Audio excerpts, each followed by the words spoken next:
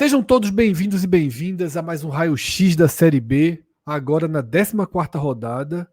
Das 4 divisões do futebol brasileiro, a segunda divisão é a que tem o seu curso mais adiantado e que dessa forma nos permite, nos dá mais base para que a gente aprofunde algumas análises ou não, tá?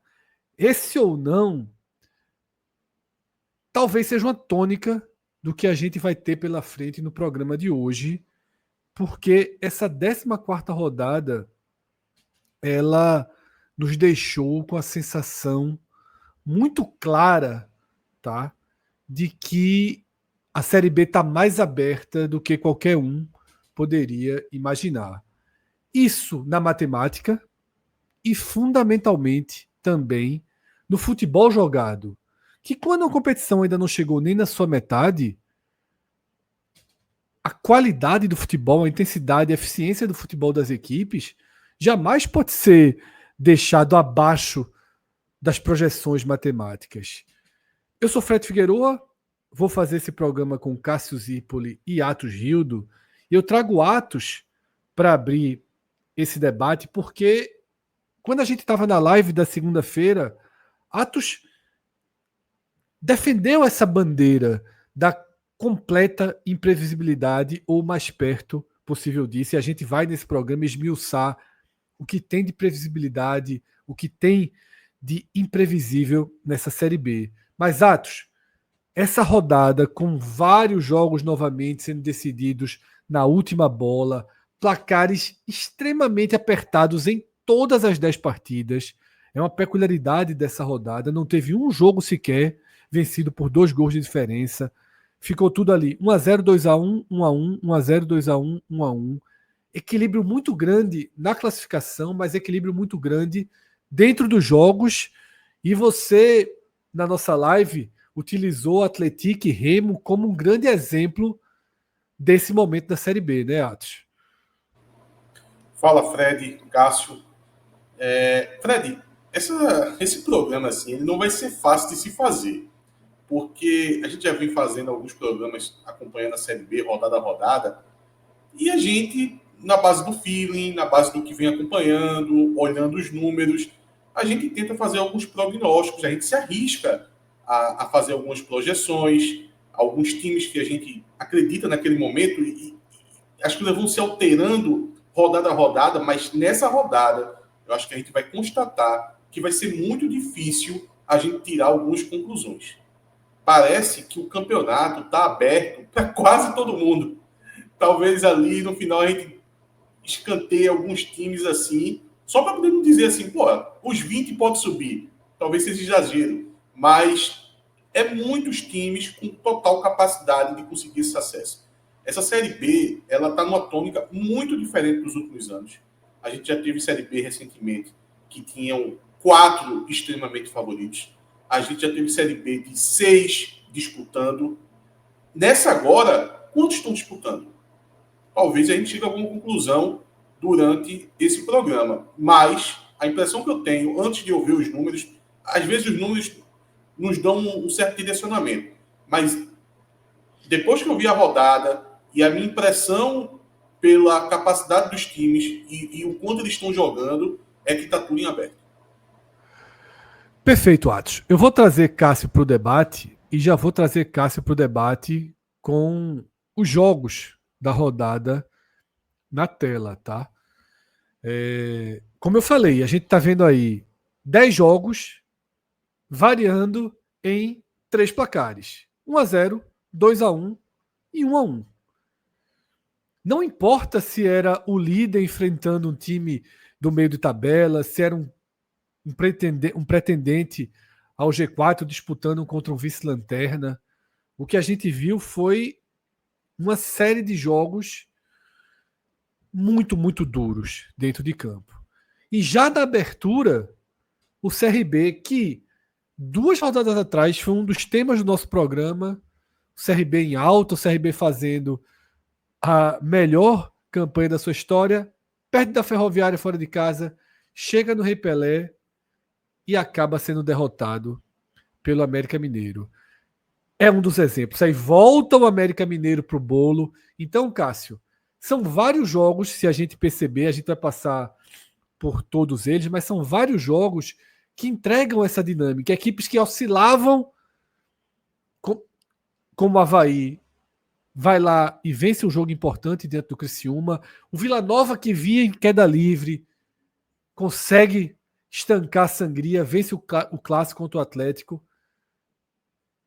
A sensação de que achatou, Cássio, agora é matemática, mas mais do que nunca é também técnica, né, Cássio? Fred, a gente vai analisar a classificação mais a fundo já, mas assim, o nono colocado, que é o Atlético Paranaense, está a 3 pontos do G4. Assim, isso perdendo o jogo. Não é que ele venceu e ficou nessa condição, ele perdeu o jogo e ficou nessa condição.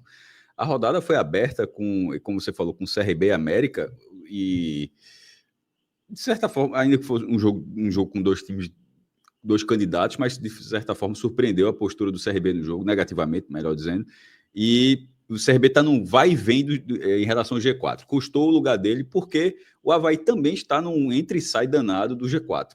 E venceu o Criciúma lá no Heriberto Rios, no interior de Santa Catarina, no clássico local, e voltou ao G4. Fica até... Tem hora que você perde. Na hora que o CRB voltar, vai se volta ao G4, vai e volta ao G4, deixa o G4, assim, pela quantidade de times que já ocuparam esses lugares. E é uma rodada com muitas nuances, como a gente abordou bastante aqui, o Atletiba, o papel do Coritiba, se vinha numa sequência positiva, de repente não podia parar no Atlético. Não só não parou, como turbinou. O Coritiba, que chegou a 7 partidas, pontuando, 5 vitórias e 2 empates. E pode falar desse clássico agora ou daqui a pouco? Já... Pode passar, Cássio. A gente vai ter, né, o detalhamento de alguns pontos, então, mas justamente por isso, justamente por esse ponto. E o outro jogo que eu destaco, naturalmente a virada do Goiás, que precisava realmente virar para continuar líder. Assim, até os 43 do segundo tempo, a Chapecoense vencia a partida, aí o Goiás vai lá, empata, e depois faz um gol em 51 e se mantém na liderança pela 7ª rodada seguida, e acabou evitando o topo do Coritiba, né? Mas enfim, mostra que Goiás e Coritiba, o Goiás já estava lá, deu uma patinada, 2 derrotas, né? Deu uma recuperada agora, se mantém na liderança, e com o Coritiba chegando muito forte. Do Novo Horizontino para baixo, ainda que o Novo Horizontino esteja com 26 pontos, do Novo Horizontino para baixo, ele é o que tem 26 pontos, bate com o perfil que vocês iniciaram esse debate.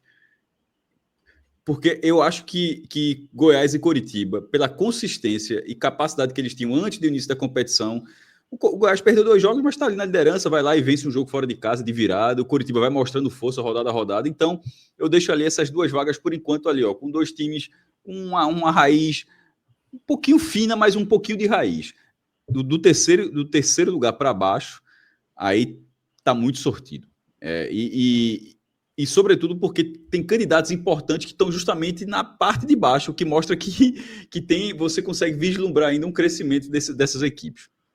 A gente vai detalhar, né? Cássio fez praticamente uma escalada aqui do programa, né? Passou por todos os temas que a gente vai ter pela frente e daqui a pouco a gente aprofunda todos eles. A gente vai trazer uma tela, inclusive, debatendo essa questão de se Goiás e Curitiba estão acima dessa confusão, se realmente não fazem parte desse bloco, ou se é um retrato de momento, ou se é um retrato matemático.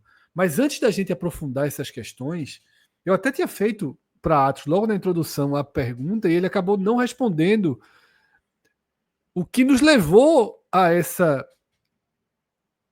O que foi a raiz da pauta desse programa, que eu perguntei a Atos, Atlético e Remo chamou muito a sua atenção, e você acabou não comentando sobre o jogo na sua primeira parte, né, na sua primeira fala aqui no programa, mas agora que a gente está com todos os placares na tela, eu queria que você trouxesse, porque essa partida foi muito simbólica para a gente entender e sentir o que está acontecendo, né, Atos? Isso, Fred. Eu tinha deixado para poder... Eu sabia que a gente ia passar pelos placares, às vezes a gente faz os comentários dentro de cada jogo. Eu tinha deixado esse jogo, porque esse jogo ele foi no sábado, onde estava tendo o jogo Flamengo e Bayern de Munique. E Exatamente. O mundo inteiro estava assistindo Flamengo e Bayern de Munique. Eu disse, quer saber de uma coisa? Eu vou colocar aqui em Atlético e Remo. E comecei a assistir Atlético e Remo. E o jogo estava muito bom. O Atlético estava com um volume muito grande. Até ali, aos 15, 20 minutos do segundo. Quando o Atlético finalmente chega ao seu gol, os números, Fred, para você ter uma ideia, era na faixa de 20 finalizações do Atlético, sendo 10 no gol, com Marcelo Rangel pegando absolutamente tudo, e o time do Remo não tinha uma finalização na barra. Salvo engano, ele tinha 3 finalizações ao total, nenhuma na barra. Era um jogo de um time só. Aí o Atlético chega ao gol, parecia que ia desenvolver a vitória até o final da partida, e de repente o jogo muda completamente. O Remo começa a ter oportunidades. Teve um pênalti, né? Sofrido acho que foi o Pedro Rocha que sofreu. Ele cobrou e acabou convertendo, empata o jogo, e no último lance da partida, para poder contar esse roteiro assim inacreditável, o Remo acaba virando com Pedro Rocha de novo, artilheiro do campeonato.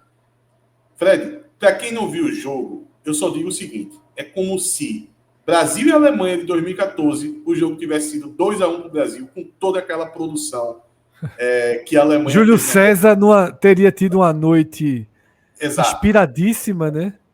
Exato. O Marcelo pegou tudo. E veja, isso é jogo de 9 pontos para o Remo. Jogo de 9 pontos. O torcedor do Remo que assistiu o jogo sabe do que eu estou falando e tem que pegar esse jogo agora como uma virada de chave total. Tinha chegado muito pressionado, né, o Antônio Oliveira. A situação não era positiva, ele perdeu o clássico, foi para esse jogo, não estava conseguindo jogar e conseguiu essa virada.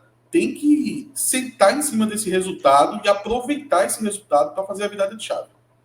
Eu fiz essa pergunta a Atos porque existem 2 jogos que envolvem 3 times que são muito importantes para a gente entender como está o raio-x da Série B na 14ª rodada. Um desses jogos foi justamente Atlético e Remo, e daqui a pouco eu vou mostrar o quanto faz diferença não só para as 2 equipes, mas para o campeonato e até para a história matemática da Série B, essa virada do Remo, porque o Atlético vai simbolizar algo que é uma das distorções da Série B desse ano. E o outro jogo que Cássio já citou foi a virada do Goiás em cima da Chape. Porque não é que foi uma virada. O jogo aos 43 do segundo tempo estava 1-0 Chapecoense. Aos 43 do segundo tempo. O Goiás empata e aos 51, assim como em Minas Gerais, na última bola do jogo, não teria mais nada, Anselmo Ramon faz o gol, o goleiro na área. Tadeu já tinha feito o primeiro gol do Goiás, estava na área. O Goiás buscando a virada, tinha um jogador a mais, consegue a virada. Dessa forma, restabelece a liderança e aumenta a pontuação do líder, obviamente. E o Remo é o primeiro time fora do G4. Então veja como são posições importantes. E agora eu vou trazer justamente a consequência do que a gente aborda aqui inicialmente, tá? Com a classificação e a classificação que a gente traz com algumas nuances falados. Eu queria que tu puxasse rapidinho o slide anterior antes, só para poder fazer um exercício. Olhem esses jogos, esse resultado desses jogos, para você ver como essa rodada assim, ela foi assim maluca. Se você olhar para o resultado desses jogos, se pergunte antes da rodada. A gente que no final do programa sempre costuma a dar um palpite ali. Quem vocês fariam um palpite? No máximo, talvez um Goiás que tem esse roteiro que você acabou de contar. Então veja só, isso. Você ia sofrer até o final. Ou um Paysandu pegando... Foi os 2 jogos, inclusive esses foram os 2 jogos que a gente apontou no programa passado. Goiás e Paysandu. Mas veja, com um requinte de crueldade também. O Paysandu também ganhou de virada no segundo. Exatamente, é.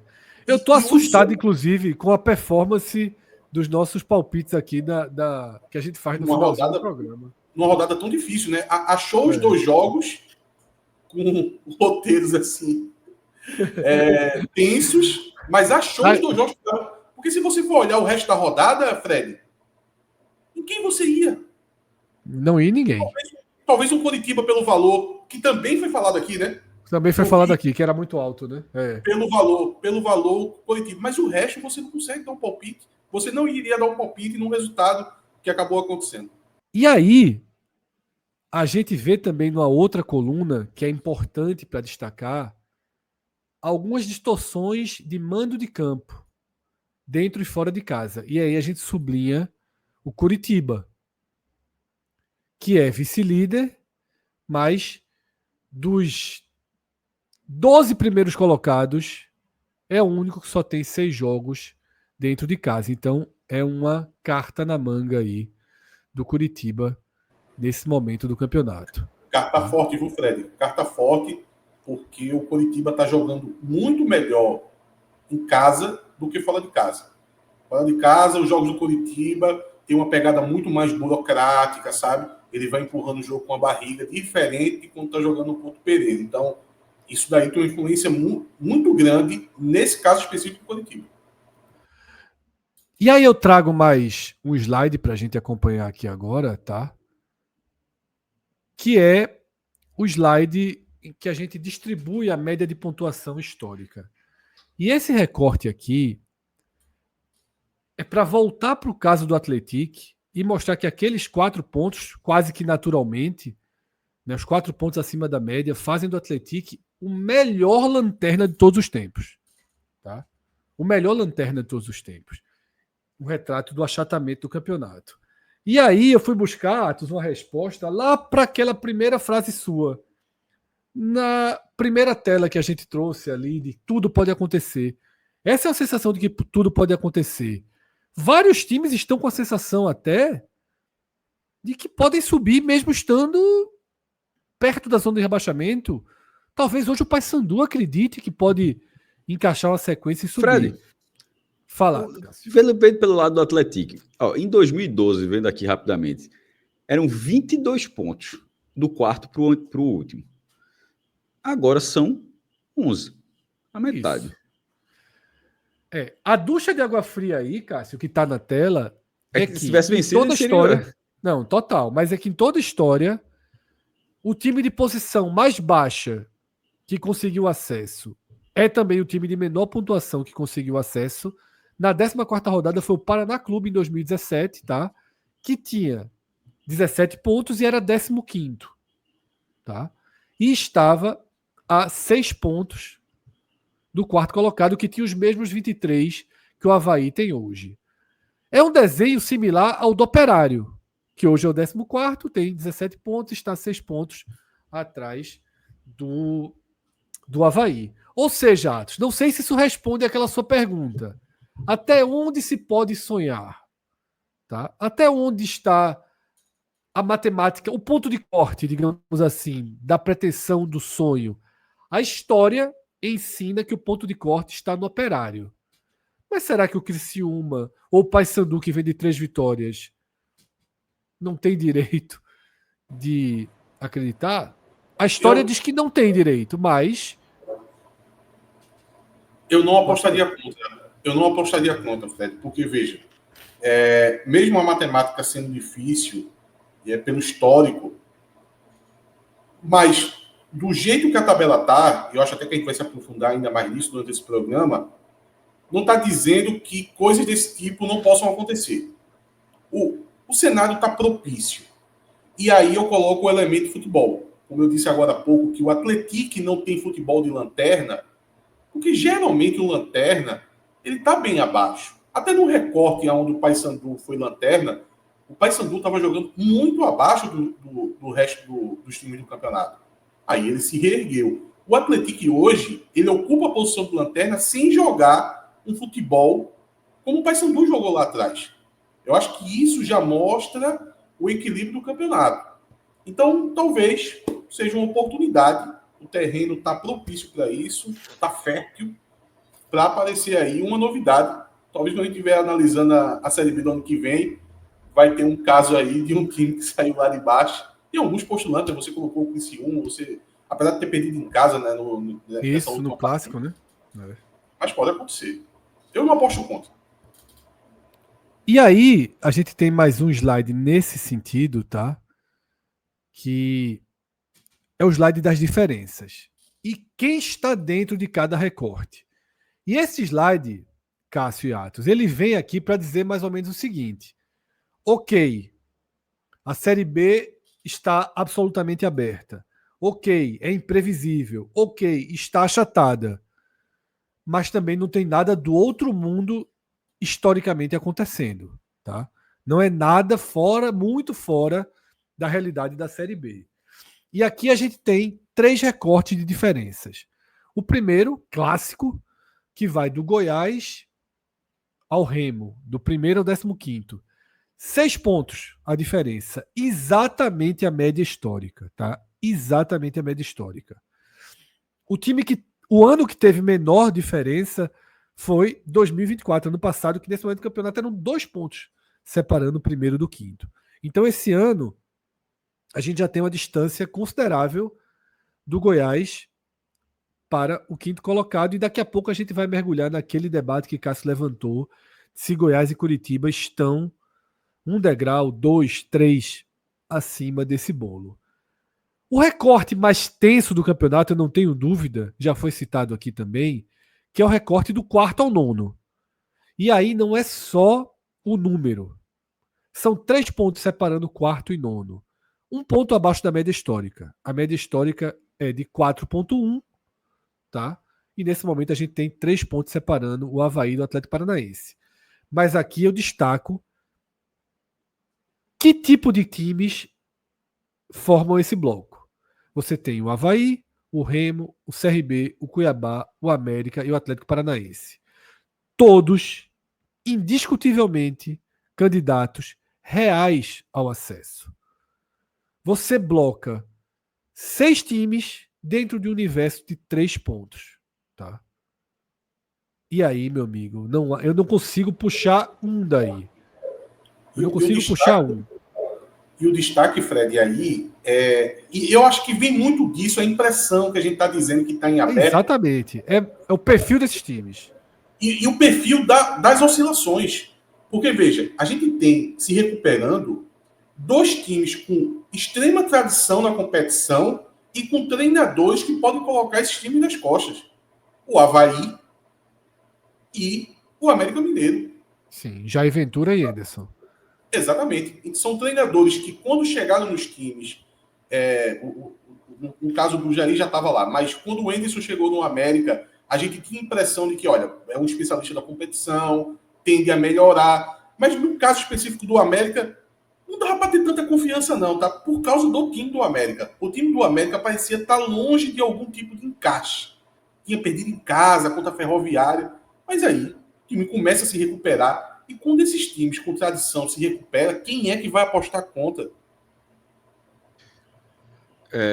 Dos 3 quadros que estão na tela, eu achei interessante o terceiro, porque apenas 1 ponto acima do recorde, e o recorde foi estabelecido no primeiro ano da história dos pontos corridos, 2006. Então, assim, são quase 20 anos. A gente não está falando, por exemplo, o primeiro quadro, a menor foi ano passado, ou seja, a impressão de estar um campeonato achatado do ano passado era maior, e tipo, o recorde inclusive bem diferente, 2 pontos apenas, mas é uma marca de 1 ano. Agora, uma marca de quase 20 anos, então a gente está assim, se você desconsidera o ano de estreia dos pontos corridos na segunda divisão, é a menor diferença. Assim, tem a largada com 5 pontos e depois agora é a menor diferença possível. Então, assim, é bem relevante. Por isso que eu tinha no começo eu tinha falado, na verdade, até o 9º na ocasião. O Fred já foi até o 14º, porque no 9º são 3 pontos. O 9º é justamente... Não, então, eu estou falando do que eu tinha dito. Né? Eu estou falando do que eu tinha dito, assim, que eu tinha me chamado a atenção, que era ser 3 pontos até o 9º, e Fred traz 6 pontos até o 14º, ou seja, uma rodada, você precisa de uma rodada até o 9º lugar e 2 rodadas até o 14º lugar. No campeonato de 20, você considerar que o 14º tem alguma chance ainda de obter o objetivo principal da competição, é muito louco, pô. E ainda mais com a competição já, tipo, andando tanto que já andou até aqui. Que esse é outro ponto que a gente tem que considerar. Faltam 5 rodadas para chegar na metade. O ritmo da Série B está muito acelerado Ele mesmo. tá Não falando que o parou, foi a única 14º competição que não parou. tá a 6 pontos e 6 rodadas. Não, pô, tá com 14 rodadas já. 42 pontos disputados. É muita coisa. Exatamente. E aí, a gente chega, Cássio, no debate, tá, que você levantou na sua primeira fala, tá? O quanto a gente pode dizer que Goiás e Curitiba formam um bloco à parte. Eles estão muito acima da média. O que é que a história diz de clubes nesse momento do campeonato? Tá? Primeiros colocados, líderes. Até hoje, na 14ª rodada, 6 de 19 não subiram. Vice-líderes, 5 de 19 não subiram. Percentuais muito próximos, somando os dois, a gente chega num percentual de que 72% de líderes e vice-líderes sobem. Tá? E se a gente for olhar, por exemplo, o caso do Curitiba, apenas em um ano, um time com 27 pontos ou mais, sendo vice-líder, abaixo você tem vários de 27 que não subiram, mas sendo vice-líder, só o Novo Horizontino de 2023 não conseguiu. Tá? Todos os outros conseguiram. No caso do Goiás, que tem 29 pontos, a gente tem exemplos ali mais próximos de times que chegaram a ter 30 e lá atrás, em 2007, 32. Ou seja, para líder, parece que a sombra da liderança causa um peso maior. Mas para além desse posicionamento, eu vou destacar regularidade. Tá? O Goiás, das 14 rodadas, ficou 11 no G4 e está 9 consecutivas, sendo 8 como líder.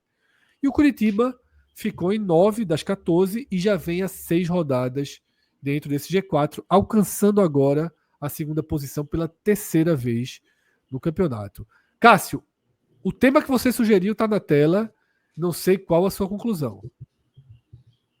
Os números são bem favoráveis aos dois alviverdes aí, mas quando você vai dando os exemplos são muito importantes, porque aí, obviamente, com todo respeito aos outros times, aí você lembra, o único que não subiu foi o Novo Horizontino.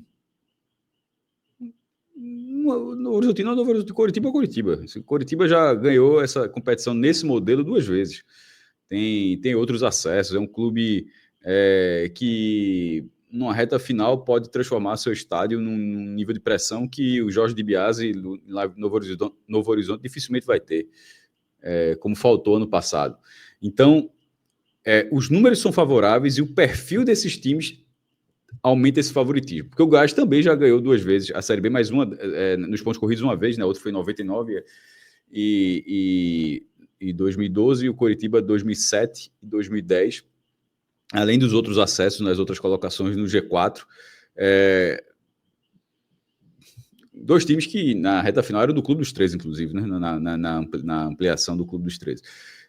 Eu acho que, ainda que o campeonato esteja bem movimentado, a patinada que o Goiás deu, ele conseguiu contornar com uma vitória muito boa, essa da Chapecoense, pelo roteiro, tá? Assim, né? Seria uma vitória difícil de toda forma, mas na hora que você vai lá, arranca, porque ia ficar ruim o discurso, né? 3 derrotas seguidas e tal, perdeu a liderança, e de repente, mas a reação do time na partida ainda deu um papel muito importante. E no caso do Coritiba, foi a semana toda, a partir do clássico, brigando até pela presença do seu torcedor, por exemplo.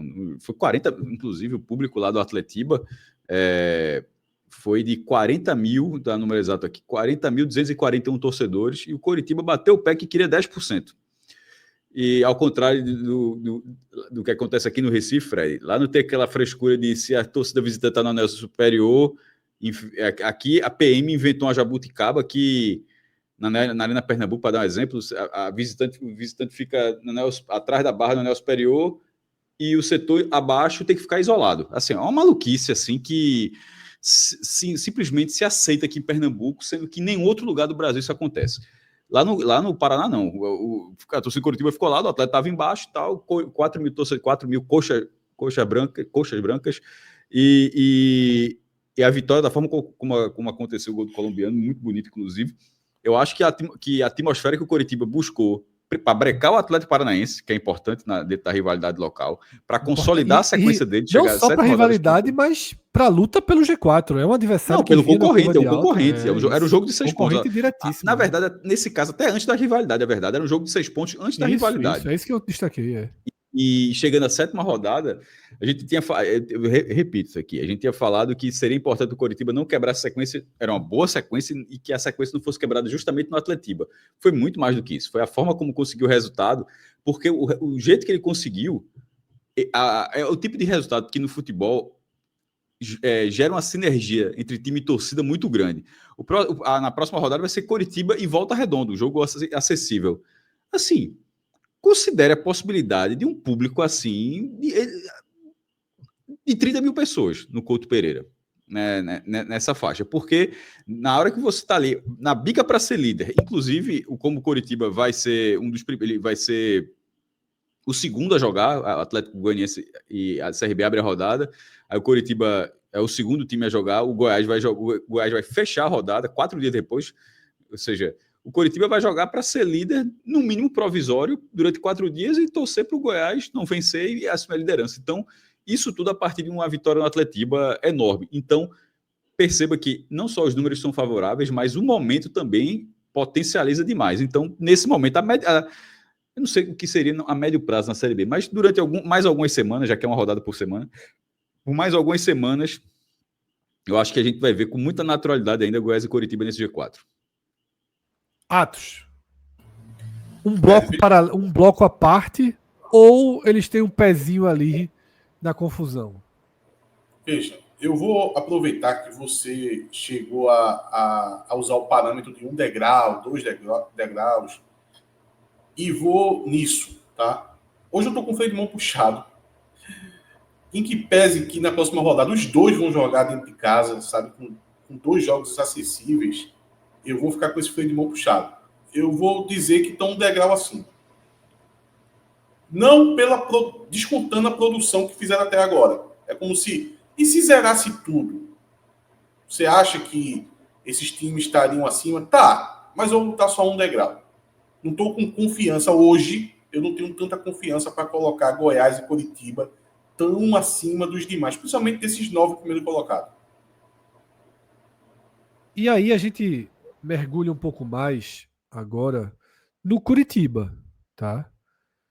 Que a gente já trouxe isso no programa passado, e a vitória do Atletiba consolida essa certeza de que é o time do momento da Série B, tá? O trabalho encontrou um caminho. Os 7 jogos sem perder, eles marcam também, se a gente pegar o que aconteceu até agora, as 14 rodadas, e dividir em 2 partes, o Coritiba é o melhor time da segunda metade do campeonato, tá? Com 17 pontos. O Goiás seria o terceiro nesse recorte dessa segunda parte do campeonato, com 13. Quando a gente vai, por exemplo, para o Remo, ele é o 16º. Tá? O Vila Nova é o lanterna. A gente tem times que estão povoando diretamente a disputa pelo acesso, e aí eu cito de forma mais forte o Remo, que seria Z4 nas últimas 7 rodadas. E olhe que tem aí 3 pontos conquistados na Bacia das Almas, né? Como o Atos já revelou, já comentou tudo o que aconteceu no roteiro do jogo entre Atlético e Remo. Então, já foi comentado aqui, o Coritiba se torna o grande time da Série B nesse momento, acima até do Goiás, tá? Consolida um bom trabalho de Mozart, só que a gente tem a parte do momento e aí a parte histórica. A gente acabou de passar pela estatística do que acontece com os vice-líderes. E ali 72% dos vice-líderes sobem. Mas se você lembrar, eu falei assim, se a gente for olhar times com 27, 28 pontos em outras posições, aí é muito comum não subir. E eu confesso que me surpreendeu a estatística que está ali pequenininha embaixo. Tá? Só 4 de 9 times que nesse momento tinham 27 pontos subiram. Dá 44%. Tá? Ou seja, a pontuação não dá para gente fazer apostas maiores. A pontuação não é a pontuação confiável, ainda que a gente mostrou lá no começo, o quinto, o sexto, o sétimo estejam rendendo abaixo da média histórica. O quinto 1 ponto, o sexto 2 pontos abaixo da média histórica, mas não tenho dúvidas em cravar, né, que o Curitiba nesse momento, pelo que já fez, pela pontuação, pela sequência, vou lembrar de algo que já foi dito aqui nesse programa e Atos também sublinhou. Por ser o time entre os 12 primeiros, o único que só fez 6 jogos em casa, né, o Couto Pereira é um fator importante para o Curitiba e são apenas 6 jogos com 8 partidas fora de casa, o Atletiba aí entrando na conta. Tá? Então, a gente traz aqui os dois lados da moeda. E eu vou dar minha opinião também, não vou ficar só perguntando. Eu tô mais para Cássio do que para Atos. Mas eu entendo e sou até nessa semana. Eu concordo com os argumentos de Atos. Tá muito difícil cravar. Algumas rodadas atrás, depois da 10ª rodada, quando a gente refez a nossa tier list, a gente colocou o Goiás como já subiu. A gente não abriu o debate. Hoje eu já não sei se eu colocaria como já subiu, não, tá? Mas eu concordo que Goiás e Curitiba estão. Eu não vou colocar um degrau, não. Eu vou colocar 2 degrauzinhos acima por ser quem são. O Novo Horizontino mesmo, terceiro ali, para mim, o Novo Horizontino, com a pontuação dele, e o Atlético Paranaense, nono, eu acho que o Atlético Paranaense tem mais chance. Esse Novo Horizontino em terceiro ali, para mim, é uma fotografia. Uma fotografia de momento. Goiás e Curitiba, eu acho que não é uma fotografia. Eu acho que tem um filme acontecendo. Como os analistas políticos costumam dizer, né, quando as pesquisas. Você não olha só uma pesquisa, você olha um filme sendo construído. E a gente já conhece um pouco também da capacidade desses dois protagonistas de terem finais felizes, como o Cássio trouxe. São 2 campeões, 2 bicampeões. Tá? Então, assim, tem dinheiro, tem elenco, a janela é muito longa, dá para reforçar se a oscilação vier com mais força. Eu aposto mais fichas ali, então estou um pouco mais para Cássio do que para Atos. Não só reforçar, como repor. Porque a Série Sim. B, perder peças é algo que acontece também, e de vez em quando tem time que perde algumas peças e desmonta para sempre, Fred. E outros, ainda que você não consiga ter a mesma performance que vinha tendo, mas você no mínimo consegue ter uma capacidade de reposição. E dentro dessa Série B, Goiás e Coritiba estão entre esses times que podem ter uma capacidade de reposição acima da média. Ô Fred, eu vou me aproveitar que você citou tanta coisa e não citou um elemento para mim que corrobora com uma perspectiva mais positiva de consolidação do Coritiba, que é o Mozart. O Mozart é um treinador que eu gosto muito, assim, desde lá do CSA, os trabalhos do CSA. Teve aquela passagem pelo Cruzeiro, muito conturbada, mas Guarani, bom trabalho também. Não tinha conquistado o acesso ainda e consegue o acesso com o Mirassol. O momento do Coritiba não era bom e eu fiquei olhando assim, eu disse, pô, é um treinador interessante, ainda mais após o acesso, mas eu fiquei preocupado se ele ia conseguir fazer esse trabalho crescer no Coritiba. Então, veja, após ele conseguir, eu digo uma coisa, o Mozart não costuma perder em caixa de time. Ele costuma sempre evoluir. Um treinador que trabalha muito com intensidade, tá? Quando tem a bola, trabalha essa bola. Então, é um elemento aí mais otimista para o Coritiba para consolidar essa caminhada para o acesso. Atos, eu até ri agora pensando comigo mesmo pelo seguinte. Você apresentou argumentos e se posicionou um pouquinho mais em dúvida do que a gente e depois trouxe um argumento contrário, digamos assim, à sua primeira posição, né? E eu vou fazer exatamente o mesmo agora. Eu vou dizer, beleza, eu coloquei 2 degraus acima. Mas por que eu não cravo mais o Goiás como eu cravei na 10ª rodada? Ainda que eu apostaria muitas fichas. Por que eu não cravo o Curitiba? Por conta daquilo que eu falei, eu vou até voltar o slide, tá? Por conta daquilo que eu falei, um momento aqui atrás do programa, eu vou voltar 2 slides, a gente está com o sistema um pouquinho lento aqui nessa gravação, tá? Mas aqui está o slide, que é esse bloco do 5º ao 9º, tá? Esse bloco do 5º ao 9º, ele incomoda, porque existem perseguidores capazes. Isso para mim é um incômodo. Isso para mim, quando é Chapecoense, tá? Ferroviária, próprio Operário, eu teria um conforto maior. Mas temas desse programa: a recuperação do América Mineiro, a recuperação que vinha acontecendo, e eu não acho que a derrota no Atletiba vai mudar de forma tão drástica, do Atlético Paranaense, tá? O bom futebol que o CRB consegue jogar na maior parte dos seus jogos, a estabilidade que o Cuiabá vem tendo, apesar da terrível derrota em casa para o Botafogo.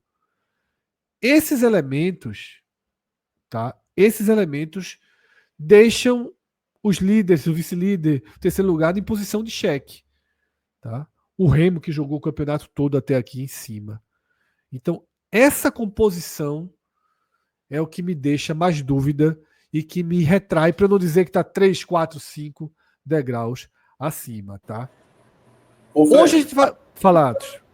Não, só para citar o Atlético Paranaense, que é algo recorrente, que a gente já vem falando, meu amigo, assim, abriu os cofres, viu? Está se movimentando mais no mercado do que muito time da Série A que está precisando de jogador. A semana aí ferveu aí no mercado do Atlético, estão tentando aí opções, e você vê, pelo nível dos jogadores e pelas cifras, se viesse concretizar, você nota que eles estão dispostos a gastar dinheiro. Que, na verdade, a gente previu, né? Cássio vindo trazendo isso aí há quantas rodadas? É isso, tá? É importante essa observação de Atos, porque estamos no meio de uma janela, estamos atravessando uma janela e isso vai ter muito peso, né? Sem dúvida alguma. Por isso que nós aqui, já alguns programas, causando uma certa revolta, né, em algumas pessoas, por que vocês apostam tantas fichas no Atlético Paranaense? A nossa ficha no Atlético Paranaense é porque o Atlético Paranaense tem fichas. Eu diria que a resposta se completa dessa forma, tá? 51 minutos, pouco mais de... Acho que a gente nem chegou em 50 minutos, porque a gente teve algumas pausas na nossa gravação. Como eu falei, a gente está com um sistema lento. Na verdade, na nossa impressão, o StreamYard que a gente grava esse programa está com várias oscilações hoje. E além disso, a gente está atravessando uma semana de um evento que a gente faz aqui no Recife, que é o NE45 Experience. Então, estamos com muitas demandas e, por isso, esse raio-x vai ficar um pouquinho mais curto, tá, do que tradicionalmente fica. Eu estou dizendo um pouquinho porque é um programa com mais de 40 minutos, não é um programa exatamente curto, tá, mas vai ficar um pouquinho abaixo da nossa média histórica, utilizando um termo aqui do próprio raio-x. Tá? Mas, para acabar, a gente vai trazer as projeções para a 15ª rodada. Tá? 15ª rodada que vai de quinta até terça-feira, é uma rodada mais estendida e, como a gente falou até em um momento desse programa, estamos atravessando uma grande fase aqui das nossas sugestões de apostas, tá? Atravessamos aí nas últimas semanas. Como eu falei, eu até me assustei e me arrependi de não estar seguindo. Qual foi o tiro de sniper? Não, acertamos todos. A gente falou que só dava para entrar em 2 jogos. Goiás fora e Paysandu. Porra, Como a gente Goiás falou ali. acertou. As linhas tortas não importam. As linhas tortas não importam. Acertou que nem Tom Cruise no filme Isso é Impossível. Que valia pela odd que estava muito alta, que valia arriscar no Curitiba. E também deu. Então é um nível de acerto alto. Veja Mas só, agora Fred. com o Atos eu já não garanto. Falar. É isso que eu ia dizer. Veja, tá acertando muito. Vamos equilibrar as coisas agora? Vamos ver uns palpites bons aí. Vamos lá, tá? Rodada estendida. Atlético Goianiense e CRB abrindo na quinta-feira, jogo duríssimo, tá? Jogo duríssimo. Os dois vêm de derrota, tá? O Atlético Goianiense tentando ser um desses perseguidores, porque ele tem potencial para ser, tentando ser um desses perseguidores, tá numa faixa de pontuação que tá no jogo, tá dentro daquele bloco, né? Não do bloco dos 3 pontos, mas do bloco dos 6 pontos. Ele é considerado favorito para o jogo com 1,89, tá? Contra 4,29 do CRB. Curitiba e Volta Redonda dentro do Couto Pereira na sexta-feira. E aí, esse 1,71 do Curitiba eu acho excelente. Aí eu tô vendo aqui. É a dupla mesmo, Curitiba e Goiás. Excelente. Cássio já foi lá para terça-feira, mas. E veja só, Fred. Faça um comparativo, que as outras são parecidas, tá? Não tem muita diferença não, de 1,71 para 1,89. Veja o risco que é Atlético de Goiás e CRB. Você vê o CRB totalmente esse jogo. Não, muito duro o jogo. Agora, Esse aí é 50-50. O Coritiba aparenta ser muito mais favorito do que o Atlético de Goiás contra o CRB. Muito mais. Essa daí já é uma dica boa. No sábado, tá? Remo e Cuiabá. O Remo com a odd alta, dentro de casa, 2,58. Cuiabá pagando 3,03, mas o Remo não vem no seu melhor momento do campeonato, ainda que tenha conseguido 3 pontos que valeram 9, né? Como bem destacou Atos. Atravessa ali uma turbulênciazinha, esse início do trabalho de Antônio Oliveira ainda deixa interrogações, tá? Um bom jogo, que se o Paysandu quiser sonhar, precisa dessa partida. Avaí contra o Paysandu, tá? Na ressacada, o Avaí pagando 1,76, o Paysandu pagando 5,15. Aqui a gente talvez encontre uma outra aposta interessante. Amazonas 3,73, Atlético Paranaense 2,15, tá? É o primeiro dos times que a gente atravessa até aqui, tá? Que é um visitante considerado favorito. A gente vai ter outro no domingo. Ferroviária e Vila Nova 2,38 Ferroviária, 3,51 Vila. E aí o Novo Horizontino como favorito contra o Botafogo de São Paulo eu não iria. Eu acho até que esse 3,58 do Botafogo é bom, tá? 3,58 do Botafogo é bom porque as diferenças são curtas nesse momento do campeonato, tá? São bem curtas e eu não vejo o Novo Horizontino com segurança. Realmente, esse Novo Horizontino desse ano eu ainda não sei de Atos que tem recomendado apostas aí maiores no Novo Horizontino. Segunda-feira, Operário e Chape, passe longe desse jogo, 1,86 para o Operário, 4,9 para a Chape. América Mineiro e Atlético, 1,66 para o América Mineiro, ou seja, o América Mineiro apontado como o maior favorito da rodada. Eu acho que é o Curitiba. Eu não acho que é o América Mineiro, eu acho que é o Curitiba. E o Atlético 5,57. Fechando o jogo que Cássio já tinha lançado o olhar dele ali, né, sugerindo até uma dupla Curitiba e Goiás. O Goiás paga 1,79 e o Criciúma 4,87. Eu tenho mais conforto em indicar o Curitiba do que o Goiás. Tá? Eu também. Eu ficaria só no Curitiba. Eu poderia fazer uma dupla aí, Curitiba e América. Sugeri. Curitiba e América. Tá? O resto, Série B muito complicada e gosto do Atlético Paranaense fora contra o Amazonas. Aí eu vou também. Eu vou fechar aqui para cravar 2 dicas, tá? Para depois a gente conferir. Curitiba e eu vou de Atlético Paranaense. Eu acho que é um ambiente bom. Eu também. Tá? O Atlético joga bem, se recupera do clássico. É isso. Em ordem para mim, Curitiba, Atlético Paranaense, Goiás. Aliás, Curitiba, Atlético Paranaense, América. Tá? Curitiba, Atlético Paranaense, América. E numa dica distante, assim, sem ter minha assinatura, mas achando a odd interessante, esse Botafogo contra o Novo Horizontino. Tá? Botafogo ganhou do Cuiabá, vai ter um ímpeto ali dentro de casa. Eu acho que o Novo Horizontino é um time que. Na verdade, é o seguinte.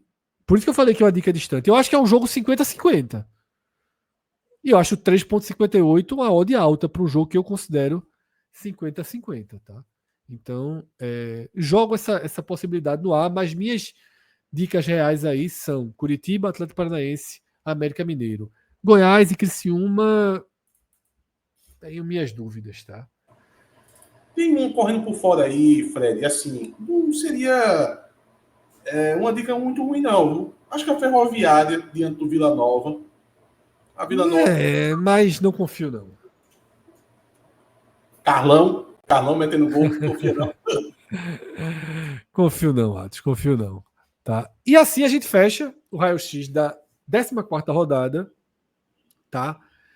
Se você ainda não tem uma conta na Bet Nacional e gostar de fazer apostas, né? E a gente sempre vai reforçar, muito antes de virar moda todo mundo reforçar esse discurso, a gente desde sempre tratamos a aposta como algo mais próximo do entretenimento. E a gente sempre usou exemplo desde que a gente começou, acho que era 2017, 2018, não lembro exatamente quando a gente começou a ter uma bet aqui, né, nas nossas, no nosso, não tá me fugindo a palavra, nosso álbum, não era álbum a palavra que eu ia usar, no nosso catálogo de anunciantes, digamos assim, a gente sempre usou um exemplo que eu vou repetir muito, que é você que gosta de jogar PlayStation, você vai lá e compra um jogo que custa 250, 300 reais. Trate como algo parecido. Ah, você não gosta tanto de videogame? Ao invés de comprar um jogo de videogame, eu vou destinar aqui todo mês um valor que eu posso perder, que não vai fazer falta para o meu orçamento. Isso é fundamental. Não ache que você vai abrir uma conta na casa de aposta para pagar a parcela do carro próprio, para pagar aluguel, para pagar mensalidade de colégio de filho. Se você entrar aí, meu amigo, você está dando passos muito perigosos para a sua qualidade de vida, para a sua saúde financeira. Tá? Então, trate como uma diversão. Ah, vou apostar aqui no Goiás. Se ganhar a aposta, vai ter uma noite ali de sushi na segunda-feira. Se perder a aposta, velho, vai ali, abre a geladeira, vê se tem um queijinho. Se não tiver um queijinho, é um pãozinho com ovo, o resto do almoço e janta a comida de casa. Eu acho que é assim que pode ser divertido. Mas é só, é claro, a nossa opinião e a gente desde sempre bate, tá, nessa tecla. Se vocês não têm conta na Bet Nacional, a Bet dos brasileiros, a maior casa de aposta hoje do Brasil, consolidadíssima, tá? Patrocinadora de grandes jogadores, de grandes atletas do país, como o Vini Júnior, tá? E tantos outros. Se você ainda não tem conta lá, você abre a sua conta e coloca o código podcast45. Se você marcar aqui, apontar seu celular direto aqui para o QR Code, você já vai estar sendo direcionado para a página da Bet Nacional com o nosso código, assim como se você entrar para ler qualquer reportagem do NE45, vai pular um banner na sua frente, clica nesse banner que você vai direto. Vale o mesmo para o blog de Cássio Zirpolo, que está passando dias aí sob ataque, mas rapidamente será. Quero saber quem é que tá com tanta raiva, viu? Que eu deixei tanta raiva aí. Uma pesquisa de torcida, tu, meu irmão. É muita coincidência. É isso, tá? A gente soube que foi um cara do Coritiba, né? Como foi que a mensagem que ele ontem? Não, é porque eu tava lendo nas redes sociais, um torcedor do Coritiba disse que ficou chateadíssimo com essa pesquisa, né, da Atlas, do Atlas Intel, e garantiu que o Coritiba, sob hipótese alguma, teria menos torcedores do que Sport e Vitória, Ceará e Fortaleza. Temos o suspeito, então. Temos o suspeito. Mas a gente pode, inclusive, fazer o convite para você, torcedor do Curitiba, do Atlético Paranaense, do Remo, do Paysandu, do Goiás, grandes camisas, clubes que mobilizam massa nessa Série B. e que não aparecem nas 17 maiores pesquisas do país, maiores torcidas do país, de acordo com essa última pesquisa do Atlas Intel, né, solicitada pelo GE. A gente debate essa ausência. Tá? Então, tem um vídeo aqui no nosso canal, você procura as maiores torcidas do país, mesmo não aparecendo Curitiba, Atlético Paranaense, Remo, Paysandu, Goiás, Santa Cruz, Náutico, né, que são, eu cito aqui esses 7 clubes como as principais torcidas do país que não foram captadas pelo levantamento do Atlas. A gente debate também, então procure o vídeo. Não foram assistir. Divulgadas. Não foram divulgadas. Captadas e captadas, divulgadas, né? Captadas certamente foram, mas captadas não atingiram 1%, né? Isso, não atingiram 1%. Então é isso, tá? Se você não está inscrito no nosso canal, hora de se inscrever, importantíssimo para que esse programa e vários outros cheguem para cada vez mais pessoas, tá? No raio-x da rodada 15, a gente volta com a leitura de mensagens. Hoje a gente estava um pouquinho apressado, estouramos em alguns minutos a nossa projeção para hoje, mas entregamos o programa. No próximo raio-x a gente traz uma versão mais completa. Grande abraço a todos, até a próxima. Tchau, tchau.